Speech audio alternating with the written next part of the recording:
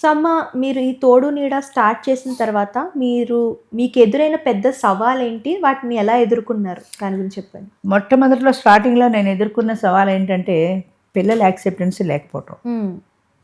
అందరు పిల్లలు అంగీకరించరు. చాలామంది పిల్లలతో చెప్పరు. హ్మ్. వాళ్ళు వద్దంటే కొంతమంది మానేస్తారు. వాళ్ళు వద్దన్నా సరే చేసుకుంటామని ముందుకొస్తారు. హ్మ్. వీళ్ళు పెళ్లి చేసుకుంటే వాళ్ళు తిడతారు. మాకు నాగేశ్వరరావు అని ఒక ఆయన 65 ఏళ్ళు ఆయనకి. హ్మ్. రైల్వే కాంట్రాక్టర్ ఏదో ఆయన. ఓకే. విజయలక్ష్మి అని ఒక లేడీ ఉంది. ఆమెకి 59 ఏళ్ళు. హ్మ్. వాళ్ళిద్దరూ ఇందులో పరిచయమయ్యారు. హ్మ్. వాళ్ళిద్దరూ పెళ్లి చేసుకుందాం అనుకున్నారు. హ్మ్. ఆయన పిల్లలు పెద్దవాళ్ళు అయిపోయారు, సెటిల్ అయిపోయారు. ఆయన ఫ్రీగానే ఉన్నాడు. ఈమెకు ఒక కొడుకు, కూతురు ఉన్నారు పెళ్లి కావాల్సిన వాళ్ళు. ఓకే.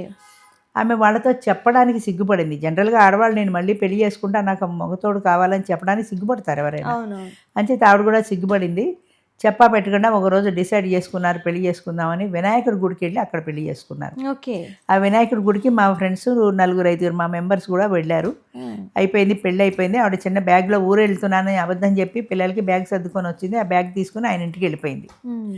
అయితే చూసిన వాళ్ళు ఊరుకోరు గదా! ఎవరో ఒకరిది ఆ పిల్లాడికి కొడుక్కి ఉప్పు అందించారు. ఆ కొడుక్కి ఒక 25 ఏళ్ళుంటాయి. హ్మ్. వాడికి ఉప్పు అందించారు. మీ అమ్మ ఎవరినో పెళ్లి చేసుకొని ఎళ్ళిపోయిందిరా అని. ఆ పిల్లాడు చాలా కోపమొచ్చింది ఆ అబ్బాయికి. అడ్రెస్ కనుక్కున్నాడు. అడ్రెస్ ఎతుక్కుంటూ వచ్చాడు. మొన్నాడు పొద్దున్న. ఆ రోజు పెళ్లి చేసుకొని ఎళ్ళిపోయింది ఆవిడ. ఆ రాత్రి గడిచిపోయింది. మరుసటి రోజు పొద్దున్న ఆ అబ్బాయి వచ్చాడు ఆయన ఇంటికి వెతుక్కుంటూ. హ్మ్. అబ్బాయొచ్చి ఆయన ఏదో అడ్డం పడిపోయాడు. ఆయన ఫాట్‌మ్యాన్ ఒకటి కొట్టాడు. ఆయన చేతికి ఇలా చెయ్యి అడ్డు పెట్టుకుంటే వాచి తెగి కింద పడిపోయింది. ఈ హడావిడికి ఏంటని వాళ్ళమ్మ బయటకొచ్చింది. వాళ్ళమ్మ చేయి పట్టుకొని బరబరా ఇంటికి లాక్కెళ్ళిపోయి ఇంట్లో పెట్టి తలుపు తాళం వేసేసాడు ఆవిడని. హ్మ్. నువ్వు బయటికి రావడానికి హ్మ్. వీల్లేదని. సరే మొత్తం మీద అది ఎస్సీ. హ్మ్. ఆమె క్రిస్టియన్, ఆయన ఎస్సీ అనుకుంటా. హ్మ్. ఆయన పరిగెత్తుకొచ్చాడు నా దగ్గరికి. అమ్మ ఇలాగా మా ఆవిడని తీసుకుపోయాడు వాడని. హ్మ్.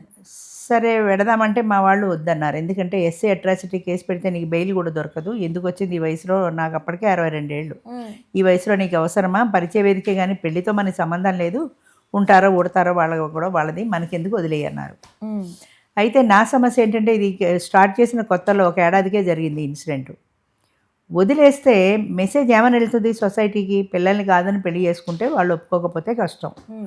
ఈ వయసులో పెళ్ళెందుకు? ఇలా నెగెటివ్‌గానే పెడుతుంది. అవును. పాజిటివ్‌గా రాదు గదా! హ్మ్. అంచేత ధైర్యం చేసి మాట్లాడదాం. ఏమంటారో ఒక ప్రయత్నం అయితే చేయాలి కదా! అని నేను ధైర్యం చేసి వెళ్ళాను, మాట్లాడాను.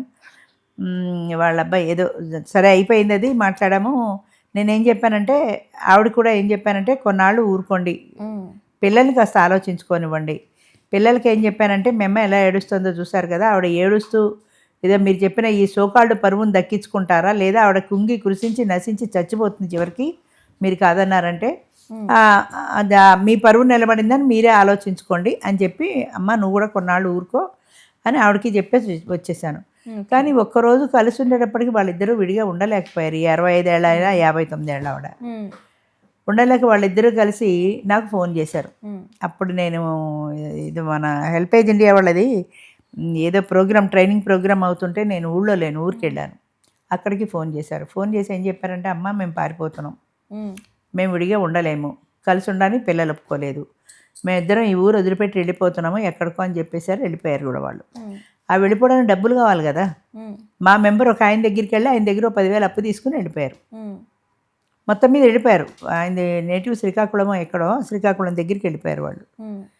ఈలోగా ఈ పిల్లలు రియలైజ్ అయ్యారు కొన్నాళ్ళకి. అంటే ఒప్పుకున్నారు. అమ్మ లేకపోతే కష్టమని. వాళ్ళు కూడా ఓ 3 నెల్లో, 4 నెలలు అయ్యాక మళ్ళా ఫోన్ చేశారు. "అమ్మ ఎన్నాళ్ళు బతుకుతాం? ఈ 10,000 మాకు ఎన్నాళ్ళొస్తాయి? డబ్బులయిపోయాయి.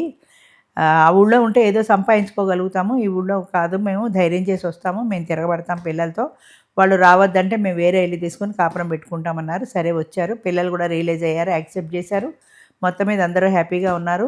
ఆయన ఆవిడకి ప్రామిస్ చేశాడు. "నీ పిల్లల బాధ్యత నేను చూసుకుంటా. నీ కొడుకు ఉద్యోగం నేను చూసుకుంటా. నీ కూతురు పెళ్లి నేను చూసుకుంటా" అని. అలాగే కూతురికి పెళ్లి చేశాడు. అబ్బాయి ఎవరో పుట్టినట్టున్నాడు. ఇప్పుడు మనవడు. మరి అబ్బాయికి కూడా ఉద్యోగం వచ్చిందేమో తెలీదు. తర్వాత ఇంక వాళ్ళతో కాంటాక్ట్ లేవు. ఏమైపోయిందో తెలీదు. ఓకే. మొత్తం మీద బానే ఉన్నారు. హ్మ్.